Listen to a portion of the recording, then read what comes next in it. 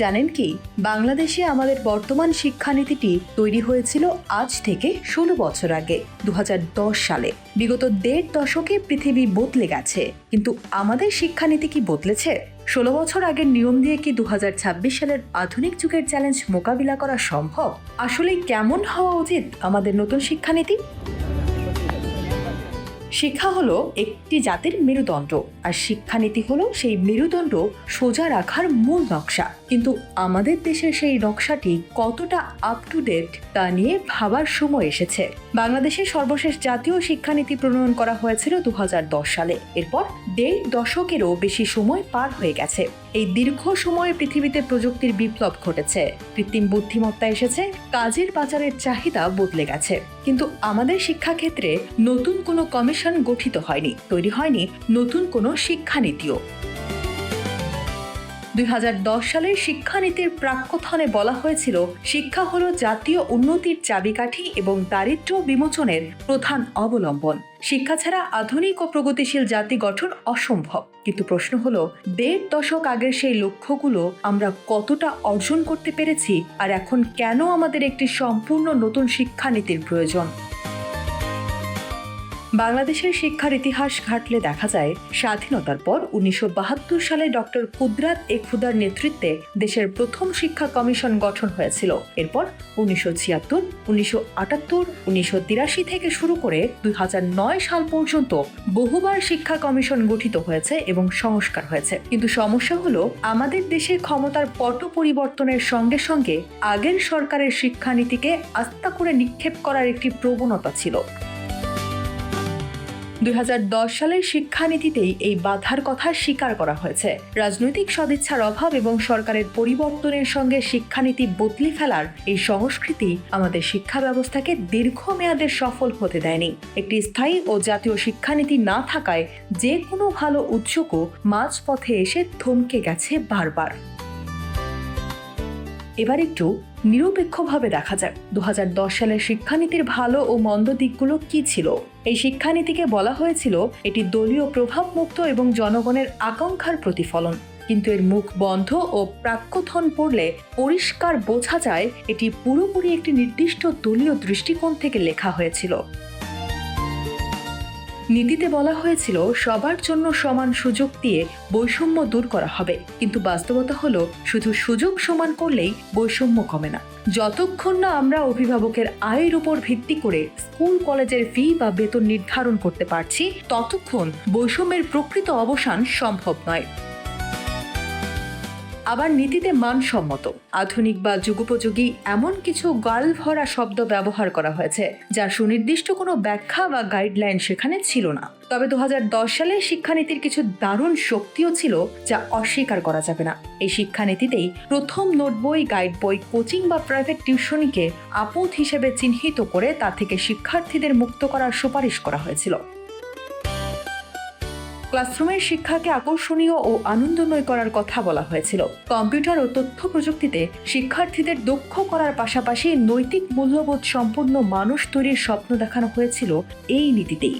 শিক্ষার্থীদের ইতিহাস ও ঐতিহ্য সম্পর্কে সচেতন করে তোলা এবং সমাজের প্রতি দায়বদ্ধ করার চমৎকার কিছু গাইডলাইন এখানে রাখা হয়েছিল।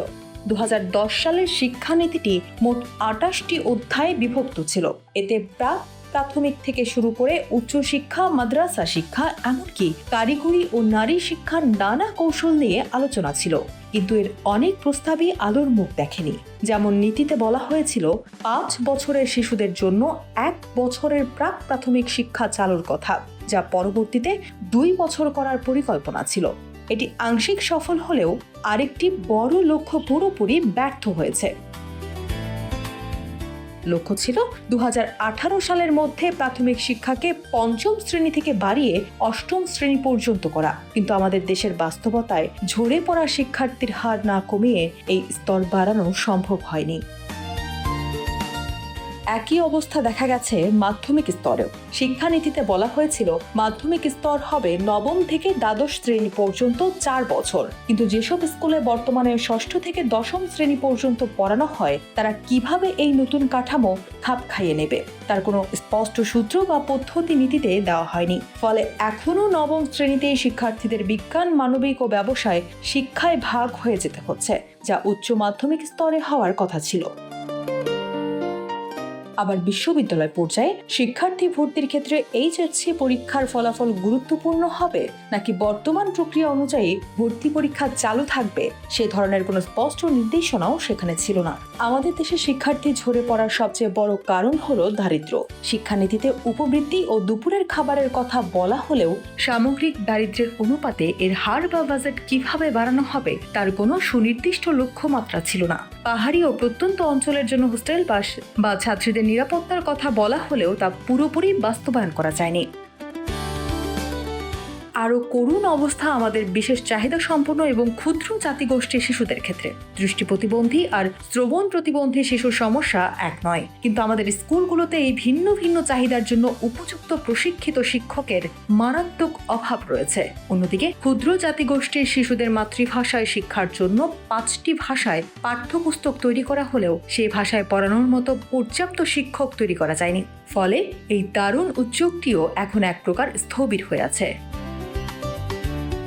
বর্তমানে আমাদের উচ্চশিক্ষার সঙ্গে পেশাগত বাজারের কোনো মিল নেই বললেই চলে। বিশ্ববিদ্যালয় থেকে পাশ করেও শিক্ষার্থীরা ভাষা বা নিজ বিষয়ে প্রয়োজনীয় দক্ষতা অর্জন করতে পারছেন না। সিলেবাসগুলো যুগের সঙ্গে তাল মিলিয়ে আধুনিক করা হচ্ছে না। সবাই শুধু বিসিএস বা সরকারি চাকরির পেছনে ছুটছে, যার ফলে বাজারে বিশেষায়িত জ্ঞান সম্পন্ন দক্ষ কর্মীর অভাব দেখা দিচ্ছে। 2010 সালের শিক্ষানীতির অনেক লক্ষ্যই ছিল কিছুটা বায়বীয়, যেমন নার্সিং বা চিকিৎসা শিক্ষা নিয়ে বলা হয়েছে সুযোগ সম্প্রসারণ করা হবে, কিন্তু কিভাবে বা কতটুকু করা হবে তার কোনো সুনির্দিষ্ট রোডম্যাপ ছিল না। বিদ্যমান অবস্থা আর নতুন লক্ষ্যের মধ্যে স্পষ্ট পার্থক্য না থাকলে তা বাস্তবায়ন করা কঠিন হয়ে পড়ে। তাহলে বর্তমান সময়ের বাস্তবতায় আমাদের নতুন শিক্ষানীতির বৈশিষ্ট্য কেমন হওয়া উচিত? প্রথমত, নতুন শিক্ষানীতি প্রণয়নের জন্য শুধু এসি রুমে বসে থাকলে হবে না। সমাজের সব স্তরের মানুষ, শিক্ষক, শিক্ষার্থী এবং অনলাইন মতামতের উপর ভিত্তি করে এটি তৈরি করতে হবে। দ্বিতীয়ত, লক্ষ্যগুলো কাগজে বা বায়বীয় না হয়ে একদম সুনির্দিষ্ট এবং পরিমাপযোগ্য হতে হবে। আর সবশেষে প্রতি 5 বছর পর পর শিক্ষানীতি পর্যালোচনা ও সংস্কারের জন্য একটি স্থায়ী ও স্বাধীন শিক্ষা কমিশন গঠন করতে হবে, যা সম্পূর্ণ রাজনৈতিক প্রভাব মুক্ত থাকবে। আমাদের মনে রাখতে হবে, একটি যুগোপযোগী শিক্ষানীতি পারে একটি প্রজন্মকে দক্ষ ও বৈশ্বিক নাগরিক হিসেবে গড়ে তুলতে। তাই আর দেরি না করে বর্তমান সময়ের বাস্তবতা মেনে একটি কার্যকর নতুন শিক্ষানীতি প্রণয়ন করা এখন সময়ের সবচেয়ে বড় দাবি।